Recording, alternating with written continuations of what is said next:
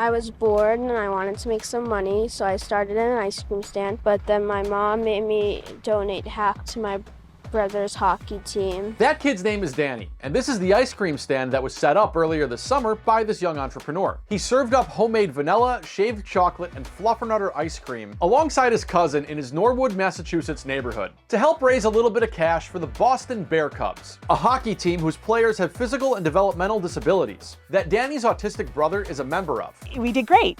We had about 20 friends, family, neighbors show up and eat our ice cream. Danny made $62 that day for himself and for the Bear Cubs. That's Danny's mom, and this whole thing kind of feels like an open and shut feel-good story, right? Bored kid makes some ice cream, sets up a little stand, makes some scratch for a good cause. Video over, please subscribe, right? Not exactly. A few days later, I come home from work, I open my mail, and there's a very official letter in there from the health department of our town. And it says, "Dear Mrs. Doherty, the Norwood Health Department has received a complaint that you are making and selling scooped ice cream and cookies at your residential property. The Massachusetts Food Code does not allow for the sale of ice cream made in the home.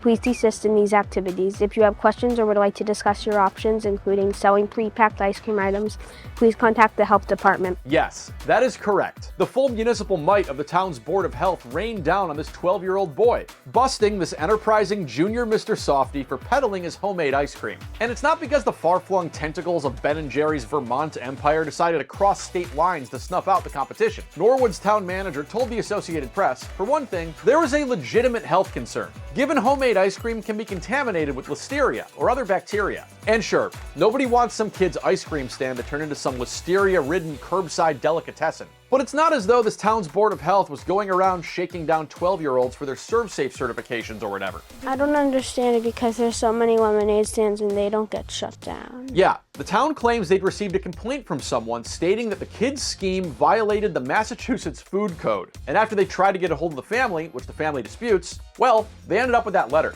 I mean, I wouldn't say I was angry. I was really disappointed. Really disappointed that somebody, felt the need to complain. Indeed, this isn't the only recent case of government intervention when it comes to elementary age entrepreneurs. Back in 2018 in New York, some vendors at a fairground complained about a local kid's lemonade stand and got him shut down after a health inspector said that the 7-year-old needed a permit to sell 75-cent cups of the stuff. Many 7-year-olds, of course, can barely understand or spell the word notarized. And the state's then governor, Andrew Cuomo, offered to pay any associated fees for this kid's unpermitted stand. And across the country, local and state lawmakers have had to introduce legislation to legalize kids' lemonade stands. To put this into perspective, weed shops in Colorado, legal January 2014. Lemonade stands in Colorado, legal April 2019. After officials put the official kibosh on this illicit dessert operation, Danny didn't decide to just let his idea melt onto the sidewalk. He pivoted and chose to simply give away his ice cream and accept donations for the kids' hockey team instead. Believe it or not, people like free ice cream, and they also like helping out their community. And on the first day of the summer giveaway, supplies ran out in 10 minutes and the kid brought in a full $1,000 before it turned into a full-blown local sensation.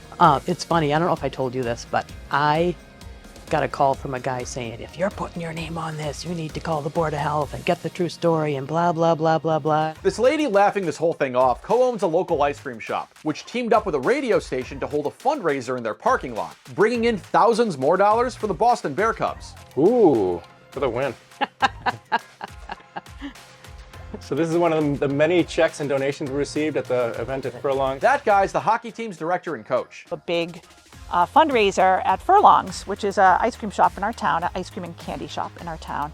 And it was a big success. That event alone raised $3,500. Yeah, and if you think that check checks out, check out this check he got last week. Well, on behalf of Group 1 Automotive and the Ira Motor Group, we want to present this check to an exceptional family and the Boston Bear Cubs to help them buy ice time for their team, which is to help children with special needs. In total, this entire effort raised about $20,000 for this hockey team, which is more than the club typically spends in an entire year. So our budget for the year is typically $16,000 to $17,000. Most of that goes to ice time, some goes to jerseys and equipment and parties and travel to tournaments. This fundraiser between the ice cream shops, Ira Motors, and online donations raised us over $17,000. So our financial stability is something that we've never seen before, and it's going to carry us through the next 10 years or so. What's funny about all this isn't just that our 12-year-old entrepreneur turned turn lemons into, ice cream here.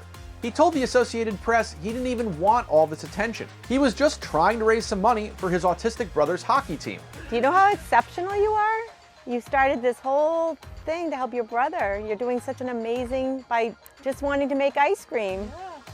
So I think that he doesn't see it as exceptional. Exceptional or not, 20 grand for a good cause is quite the just dessert here. And for more sweet treats, don't forget to like this video and subscribe to @TheNewsRefresh, where we put out new, weird, interesting, and funny news stories each and every day. Like this recent one about a prison in Ohio that just served up a 5-course meal to the public in the comfort of the prison's garden. Huh.